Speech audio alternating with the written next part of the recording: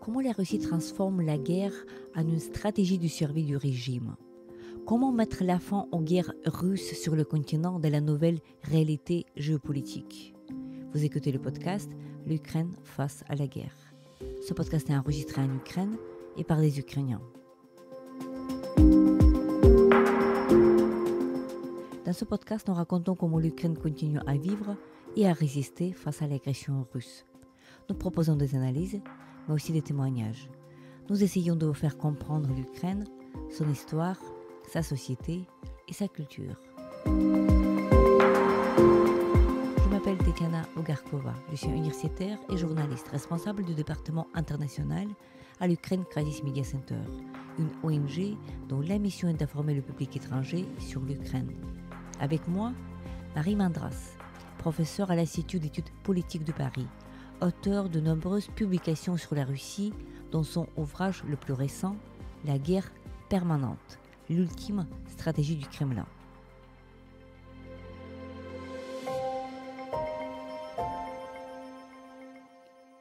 Bonjour Marie, tout d'abord merci beaucoup d'avoir accepté notre invitation au podcast L'Ukraine face à la guerre.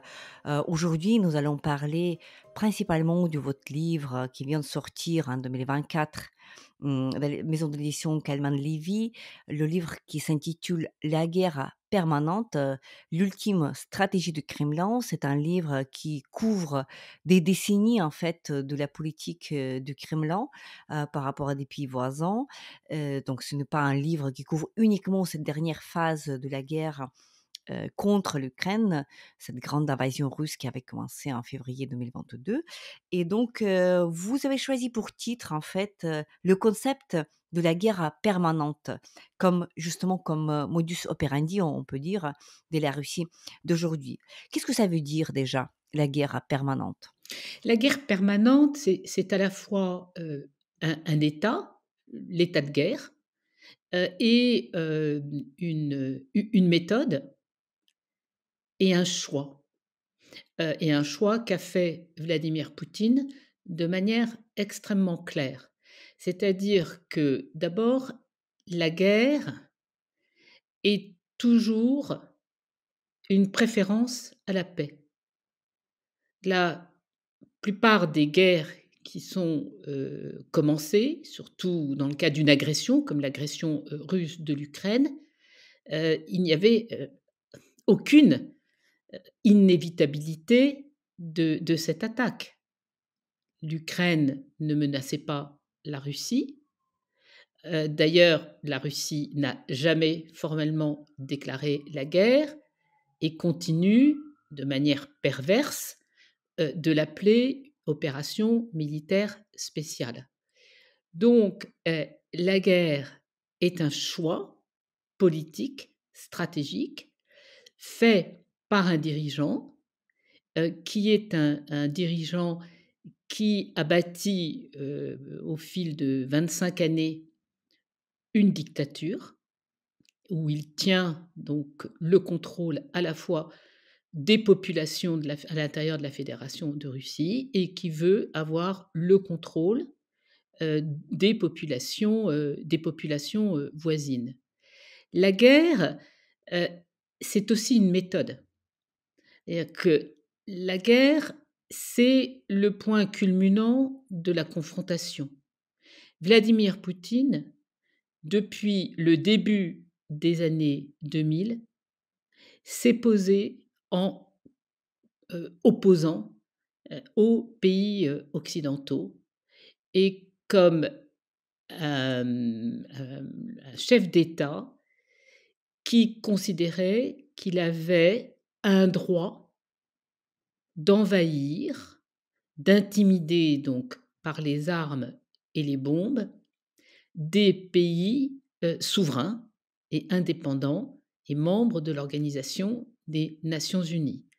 Donc la méthode, c'est la confrontation permanente, l'intimidation permanente. Et si l'intimidation, les menaces, les embargos économiques, la désinformation ne suffit pas, eh bien, la Russie, lance, ses armées, ses mercenaires, ses missiles, ses drones, voilà. Donc et enfin, guerre permanente parce que, Poutine a toujours fait la guerre. Il est arrivé au pouvoir en août 1999 au poste de Premier ministre de la Fédération de Russie, heu, parce qu'il avait donné des gages à la famille Yeltsin et aussi parce qu'il avait fait des promesses, à l'armée, aux forces spéciales, du, FSB et du GRU, qui était de leur donner une chance de prendre leur revanche contre les Tchétchènes qui avaient vaincu l'armée russe en août 1996. Ce que nous constatons aujourd'hui, après, 3 ans de guerre terrible, c'est que Vladimir Poutine n'a toujours pas de but de paix et on voit de moins en moins clairement quels sont ses buts de guerre. Puisque, on il est, peu probable que s'il obtenait aujourd'hui des concessions, pour conserver l'occupation de 2 ou 3 régions de l'Ukraine, cela le satisferait. Parce que c'est un homme qui, n que comment dire? Que rien ne peut satisfaire. C'est-à-dire sa rage, d'écraser, de détruire est telle, que même les concessions, que les Ukrainiens pourraient faire, que l'OTAN pourrait faire, rien, ne pourra calmer, ce désir intense, de faire la guerre.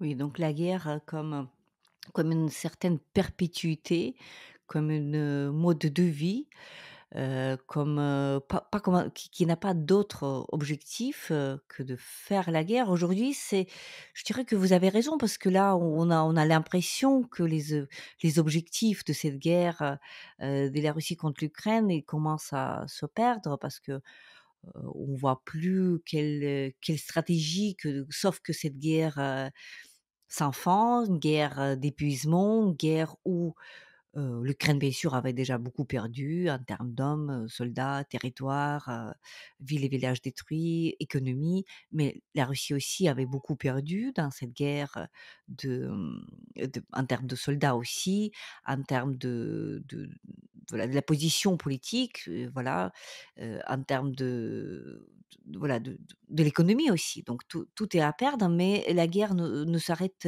pour autant pas. Vous décrivez dans votre livre au moins 5 guerres. Vous dites que cette guerre, contre l'Ukraine, c'est la guerre qui avait commencé en février 2022, c'est la 5e guerre, de Poutine, à commencer par la guerre de Tchétchénie, ensuite la guerre De Géorgie? de Géorgie, bien sûr, de Donbass, 2014, Syrie 2015, donc et retour en Ukraine et donc vous évoquiez dans votre livre aussi un concept de la guerre courte.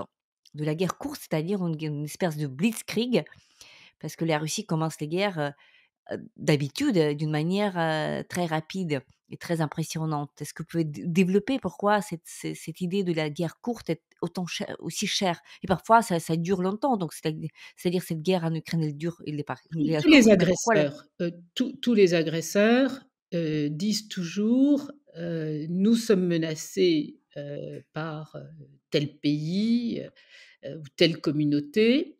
Il est donc urgent de nous défendre en les écrasant» et ils disent à tout le monde, surtout à leur propre armée et à leur population: «Ne vous inquiétez pas, en quelques jours, nous aurons écrasé, la toute petite minorité, qui, en Ukraine ou en Géorgie, ne sont pas d'accord, pour se soumettre à Moscou». Donc la guerre, surtout quand elle n'est pas déclarée, ce qui est le cas de Poutine, il n'a jamais déclaré de guerre, heu, elle doit être rapide. Et comme dès les tout premiers jours de l'agression, fin février 2022, l'armée russe s'est trouvée en déroute, qu'elle a dû très rapidement se replier et quitter, la région de Kiev, à ce moment-là, le grand objectif, fantasmagorique, qui avait été, présenté par Poutine pendant, toute l'année 2021, c'est-à-dire, dénazifier, l'Ukraine, neutraliser son armée pour en faire un pays sans défense et sans, souveraineté, installer, un pouvoir, pro-russe, à Kiev. Ce projet totalement inatteignable, et a tout de suite échoué. C'est-à-dire que dès mars 2022, Hem, les armées de la Russie ne savaient plus pourquoi leurs hommes étaient encore en train de se battre. Parce que ce qu'il faut aussi rappeler, c'est que dans la guerre du Donbass de 2014, qui a déjà été une guerre très meurtrière, surtout pendant l'année, 2014, heu, finalement, au bout de 2 3 ans, le Kremlin avait peu ou prou obtenu ce qu'il voulait. Et qu'ils avaient fragilisé l'État ukrainien en annexant la Crimée et Sébastopol, en, soumettant, les populations de l'est, des régions de Donetsk et Lugansk, à, oui, des mercenaires, mais sans vraiment apporter, un gouvernement solide, à ces populations, qui n'avaient pas pu, quitter les régions et se réfugier, ailleurs, cela avait suffi pour que l'Ukraine, bien, soit considérée comme un État qui n'était plus totalement souverain sur tout son territoire et comme, Vladimir Poutine avait fait déjà le calcul avec la guerre de Géorgie en 2008, où il vouait une haine totale à Mikhail Saakashvili. Et donc pour lui, en quelques jours, il fallait, écraser l'armée géorgienne, tuer Saakashvili, et mettre, un pouvoir à sa botte, à Tbilissi. Donc à chaque fois, voilà, on commence l'agression en affirmant, que ça va être très rapide. Dans le cas de la Géorgie, ça a été effectivement une guerre de simplement, quelques jours, mais évidemment dans des conditions tout à fait différentes de l'agression de 2022. Donc, la guerre, c'est toujours facile pour un dictateur de la lancer et ensuite, de continuer dans l'escalade de la terreur, terreur contre les civils, terreur contre l'armée, en plus, menace de terreur, nucléaire. Mais c'est extrêmement difficile, de déclencher le processus inverse, c'est-à-dire la désescalade. Et c'est vraiment, face à cette impossibilité de la dictature d'accepter qu'elle a eu tort, que ces projets, de 2022, ont échoué, eh bien, qui font qu'aujourd'hui, l'Ukraine est toujours en guerre, au début de la 4e année de guerre, tout simplement parce que, Poutine est incapable de dire à ses armées: «Beh, écoutez, on fait une pause, on négocie et on va voir comment, se sortir de cette situation qui, comme vous venez de le dire, est très mauvaise pour la Russie aussi». Oui, donc là, l'impossible de l'arrêter, le dire aux armées, mais peut-être tout aussi bien à la société. C'est-à-dire à la société, qui traverse aussi cette guerre, avec, le Kremlin bien sûr et donc les opinions qui se consolident derrière, Poutine. C'est inacceptable que de reconnaître que ça n'avait pas de sens, que les pertes étaient un vent, même si on voit pas vraiment quel est son objectif. Aujourd'hui, nous entendons beaucoup, de ce côté russe, cette expression «reconnaître la réalité du terrain», c'est-à-dire que reconnaître, tout ce qui était, occupé. Actuellement, on peut parler de 5 régions ukrainiennes, bien que certaines régions, c'est pas la totalité, comme pour la région de Zaporijia, la région de Kherson, c'est une des parties de ces régions-là qui sont occupées. Mais c'est-à-dire qu'on constate que 3 ans, après la grande invasion russe, c'est 20 de territoire ukrainien qui est occupé, mais pas plus que cela. Et la grande majorité de ces territoires occupés actuellement par l'armée russe, ce sont les territoires qui étaient conquis très vite, c'est-à-dire durant les premières semaines, c'est-à-dire février-mars 2022. Après, bien sûr, ils rajoutaient quelques bouts pour la région de Lugansk, par exemple, mais grosso modo, c'était ça, c'est le Ouais, blitzkrieg Kherson et qui avait marché. Zaporijie, ça a été beaucoup plus compliqué. Oui, Ça a été beaucoup plus compliqué à Kherson et Zaporijie et il y aurait eu, d'autres, moments dans la guerre où si la Russie n'était pas dirigée par un dictateur paranoïaque, et que personne n'ose arrêter, ça ne serait jamais, allé aussi loin. Donc, d'abord la responsabilité, du dictateur est considérable. Elle est considérable et il est toujours, celui qui bloque toute négociation, tout pourparler, puisqu'il ne cesse de répéter, maintenant depuis 2 ans qu'il ne fera aucune concession et que, il n'acceptera, d'ouvrir des pourparlers qu'à condition d'avoir obtenu tout ce qu'il voulait et toutes ces conditions sont totalement inacceptables pour l'Ukraine et pour, les pays, européens. Ce qui est vraiment, heu, assez étrange dans cette décision de février 2022, mais ça nous paraît étrange parce que nous avons une pensée rationnelle et que la paix et la prospérité, c'est toujours mieux que la guerre et les destructions. Mais, Poutine avait une situation relativement, positive pour lui en Ukraine à partir de 2015-2016. Il n'était plus question de faire entrer l'Ukraine dans l'OTAN ou dans l'Union européenne. Certes, tous les pays occidentaux appliquaient des sanctions de plus en plus dures, contre des secteurs économiques, contre des personnalités russes, contre des responsables, des entreprises, mais certainement pas au même degré que les sanctions actuelles qui sont véritablement de plus en plus lourdes.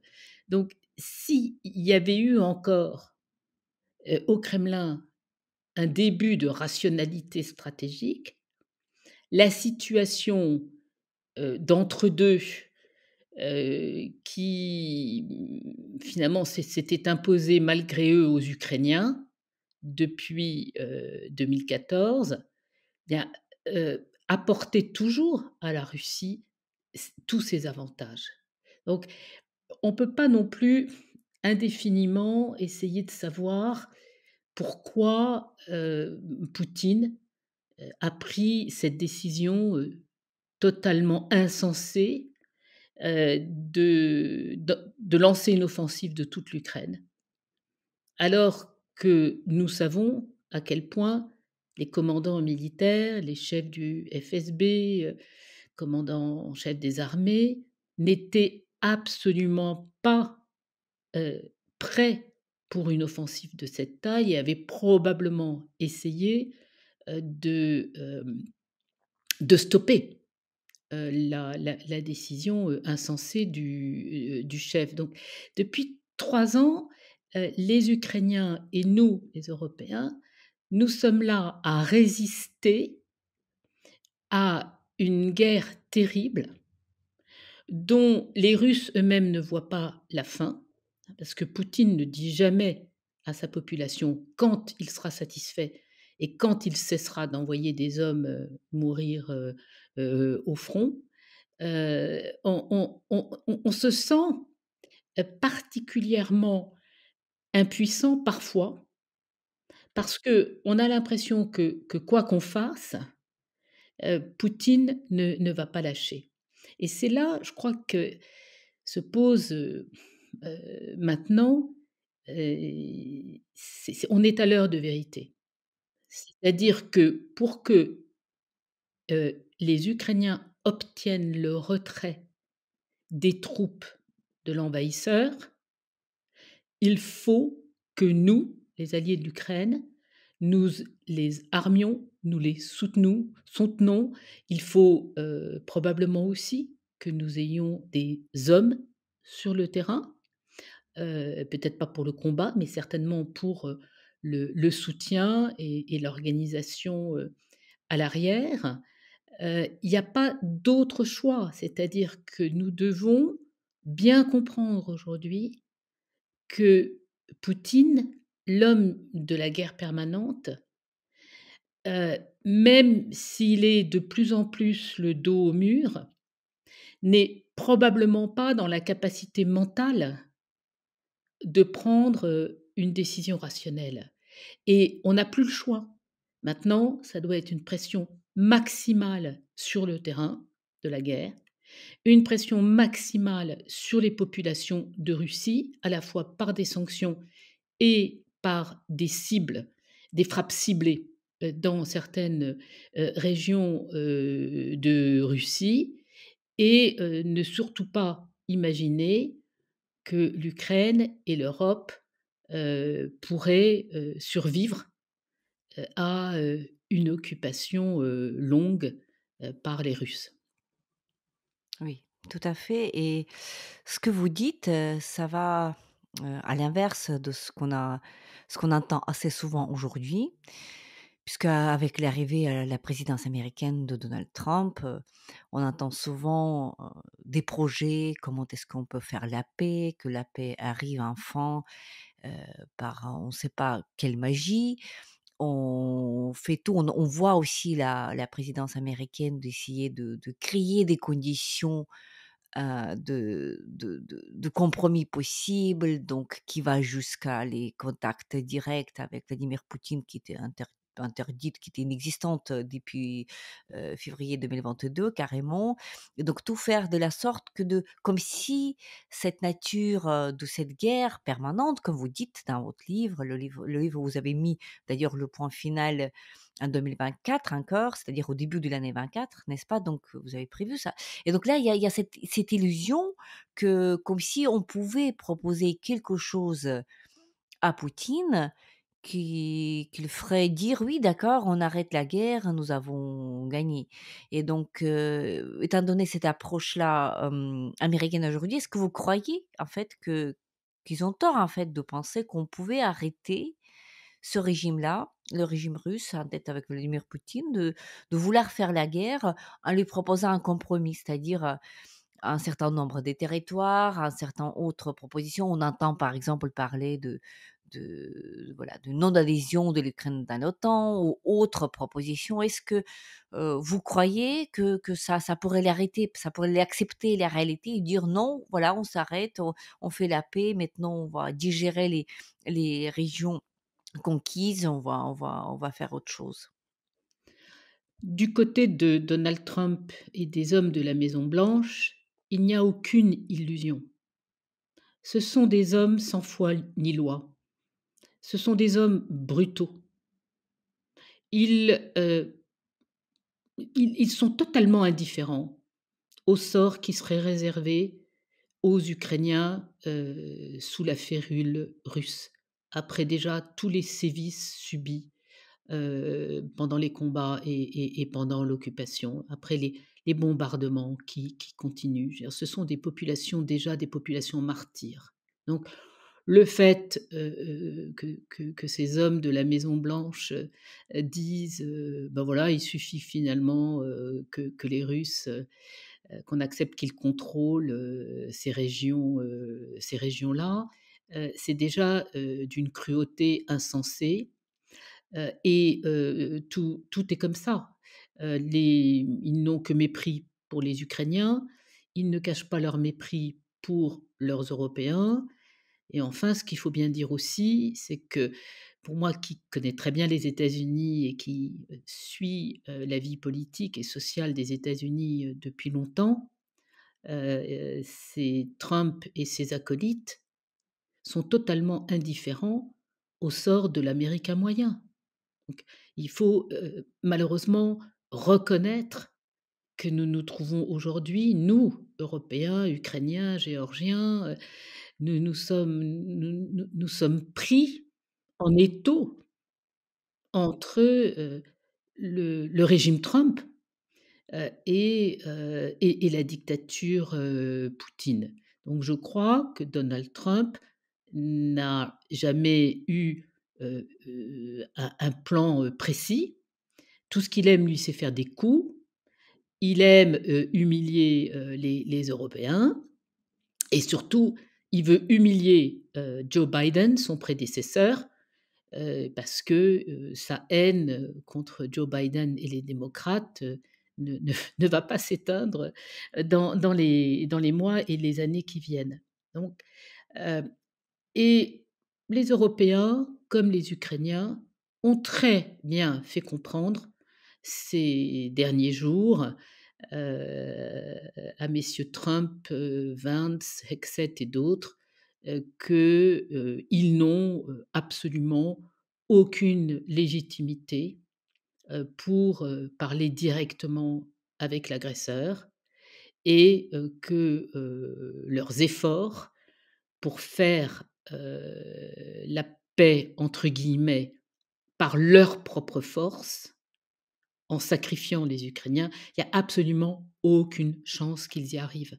C'est-à-dire que ni les Ukrainiens, ni les Européens n'acceptent cette, situation. Alors il est très dommageable, bien entendu, que Donald Trump, ait été élu et mène ce type de politique, en Europe, tout comme d'ailleurs, sur d'autres continents. Mais nous ne sommes pas dupes. Donc il revient maintenant aux Européens de montrer que la guerre se joue sur leur continent, qu'ils ont à la fois la capacité et la légitimité de soutenir et de défendre la sécurité des 500 millions d'Européens, Ukrainiens compris, et qu'il n'y a pas, d'autre choix. Donc peut-être que dans quelque temps, nous pourrons, être rassurés, sur, la stratégie, des Européens et montrer, que la très grande violence qu'a utilisée Donald Trump n'a pas marché. J'espère que le sens de l'histoire, sera celui-là. Oui, mais voilà, cette situation-là que vous décrivez et qu'on décrypte, durant les dernières, semaines, on comprend que oui, l'Europe, se retrouve seule face, à la Russie qui est un pays agresseur et un peu délaissé, donc ça change beaucoup. C'est un changement radical, n'est-ce pas? Parce que c'est l'OTAN qui est en question, c'est le parapluie de la sécurité, y compris sécurité nucléaire, américain qui est en question, et donc c'est le sentiment tout nouveau parce que pendant les décennies après la fin de la deuxième guerre mondiale, quand même, il y avait ce sentiment de sûreté, qui était là parce qu'il s'agissait de cette solidarité euro-atlantique, de cette force, de défense euro-atlantique. Je crois Aujourd'hui honnêtement, Tetiana, je crois honnêtement, que pour les Ukrainiens, ce n'était pas aussi clair et vous savez combien, dans votre pays, la signature, du mémorandum de Budapest à la fin de l'année 1994, rend les gens très amers, parce qu'ils ont accepté, un voilà, une solution, proposée par, les Américains, de rassembler, toutes, les armes nucléaires, sur le territoire de la nouvelle fédération de Russie et donc obliger les Ukrainiens à lâcher leurs moyens et arsenal, nucléaire, sans en fait aucune, garantie, ferme, de Moscou. C'est-à-dire que la garantie, elle venait véritablement, des Américains et des Britanniques, donc on pouvait penser, aussi de l'Alliance atlantique, donc et puis quand même, il y a eu la guerre de Géorgie en 2008, qui déjà a déstabilisé toute la région. Donc les et c'est au même moment, d'ailleurs, que, Yanukovych, l'homme de Moscou, a retrouvé sa place au pouvoir, d'abord comme Premier ministre, puis comme président, en Ukraine. Donc ce qui est un petit peu inquiétant quand on revoit, ces 20 dernières années, et je les retrace dans mon livre, c'est que, nous, les Européens qui étions en sécurité, on n'a pas sonné l'alarme. C'est-à-dire qu'on a accepté beaucoup trop longtemps que l'Ukraine, la Géorgie, la Moldavie, l'Arménie se trouvent dans une situation d'entre-deux, comme une sorte de zone grise où ils n'étaient pas vraiment souverains, où ils n'étaient pas vraiment, voilà, directement, occupés par les Russes, mais quand même, où les Russes n'avaient subi, en fait, aucune sanction lourde pour avoir, agressé la Géorgie en 2008. Donc, dans ces pays que je connais, l moi j'ai senti une grande incertitude monter, dès 2006, de 2007. Et Exactement. voilà, et donc Donc notre responsabilité, nous, pays membres de l'OTAN, nous, pays, européens, voisins de l'Ukraine, de la Biélorusse, et nous portons une responsabilité, d'avoir toujours essayé de gagner du temps en se disant, «Ah mais Poutine va comprendre que». C'est pas intéressant pour lui, ou pour les Russes de maintenir, comme ça un état d'instabilité, et bien si, malheureusement, et c'est ce qui fait la thèse de mon ouvrage, c'est que si Poutine, pour rester au pouvoir, il a besoin de l'instabilité, il a besoin de faire peur, il a besoin de nous sidérer, il a besoin de brandir la menace, nucléaire, et on se retrouve, donc toujours, bloqué, par, je sais pas ce qui s évidemment ce qui se passe chez nous, nous sommes des pays démocratiques, et donc il est toujours, très facile de faire valoir, les résistances dans nos sociétés, certains partis politiques, qui ne veulent pas continuer à soutenir l'Ukraine. Mais c'est inacceptable, ce type, de réaction de gouvernements en Europe qui ont pris des responsabilités vis-à-vis de l'Ukraine. L'Ukraine a un partenariat avec l'OTAN.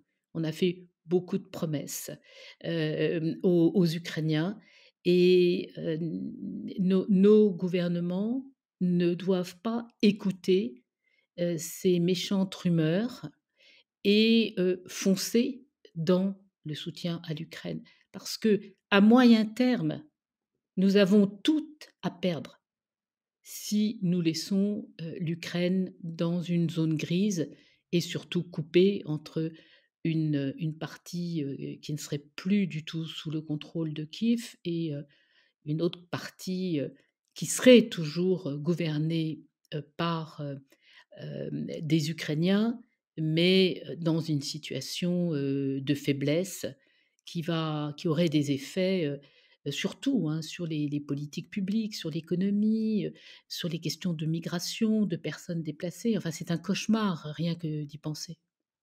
oui, c'est un véritable cauchemar. Nous parlons en 2025. Et donc, nous comprenons actuellement que voici donc cette guerre permanente que vous décrivez dans votre ouvrage, que Poutine ne veut pas l'arrêter, il l'arrêtera pas.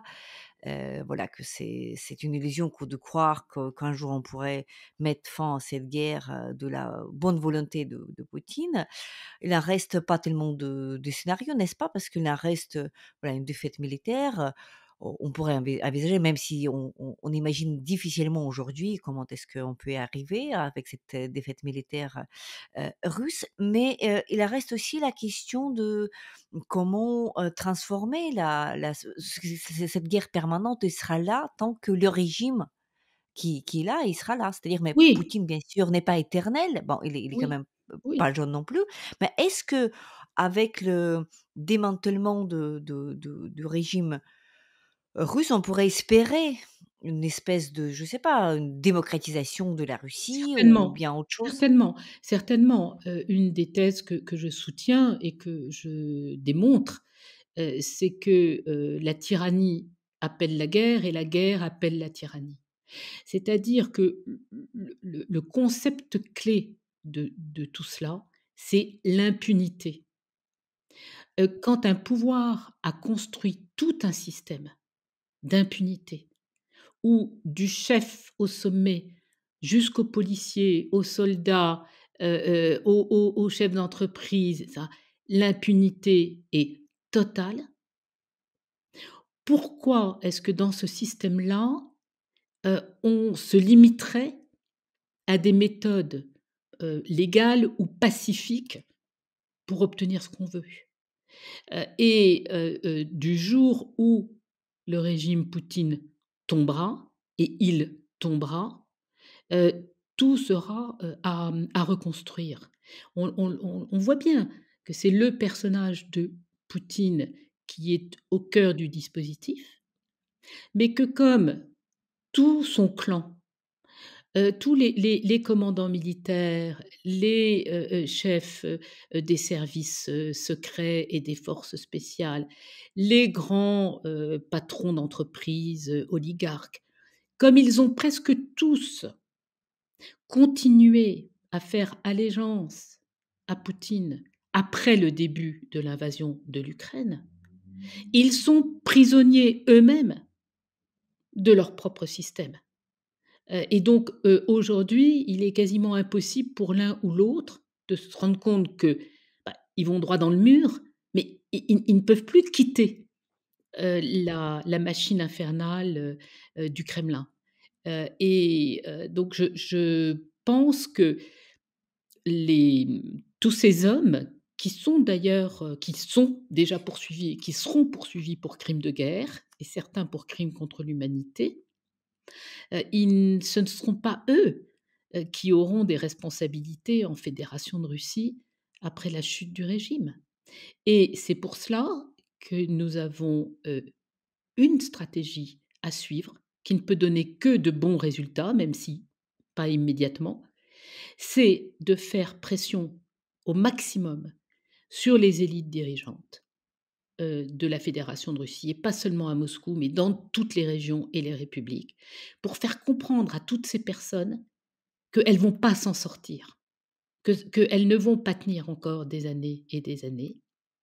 Nous devons aussi apporter un plus grand soutien et une plus grande attention, à la résistance russe, c'est-à-dire les millions de personnes qui, même si de manière relativement passive, parce que tout le monde n'est pas un héros comme Alexeï Navalny, qui, ne soutiennent absolument pas, la guerre en Ukraine, mais ne peuvent pas le dire, mais mènent, des combats à leur petit niveau, dans toute la fédération de Russie. On en a beaucoup d'exemples, on n'a pas le temps maintenant de rentrer dans les détails, mais rien que le, le soutien aux hommes pour qu'ils réussissent à ne pas se faire mobiliser et l'attaque, de lieux de mobilisation montre, à quel point,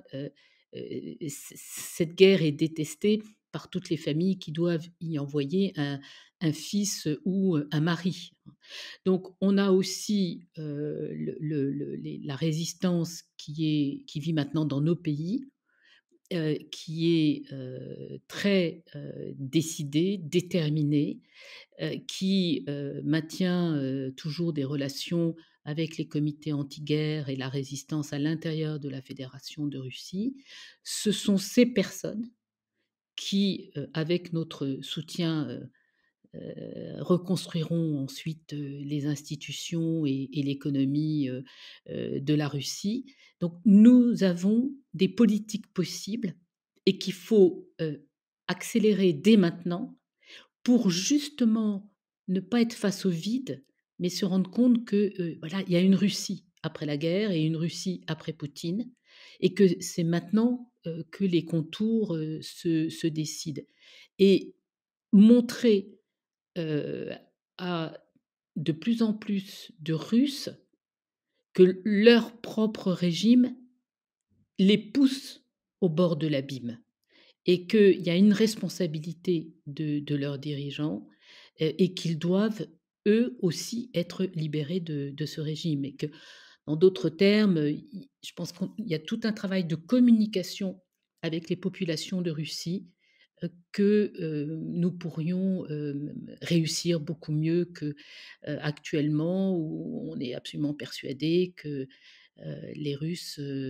n'entendraient rien, qu'ils sont, enfermés derrière la forteresse, voilà. Donc ce sont des méthodes qui sont indispensables, aujourd'hui pour le moyen terme, mais il est évident, que le seul scénario acceptable en Europe et au sein de l'OTAN aujourd'hui, c'est le soutien rapide, intense, à, l'effort de guerre ukrainien.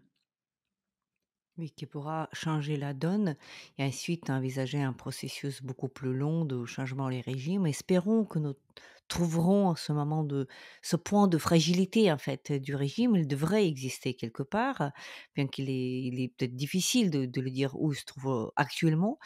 Merci beaucoup Marie pour votre analyse, et pour cet entretien. Je rappelle à nos auditeurs que vous êtes auteur de ce livre absolument magnifique et très juste, La guerre permanente, paru chez Calman Livy en 2024. Merci beaucoup. Merci Tetiana.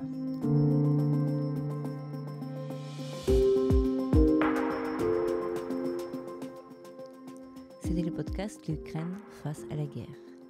N'hésitez pas de partager cette émission. Nous n'allons pas tarder à enregistrer et diffuser d'autres épisodes. Je m'appelle Tetiana Ogarkova, j'étais accompagnée par Marie Mandras, professeure à l'Institut d'études politiques de Paris, auteure de nombreuses publications sur la Russie, dont son dernier ouvrage La guerre permanente, l'ultime stratégie du Kremlin. Restez avec nous et soutenez l'Ukraine.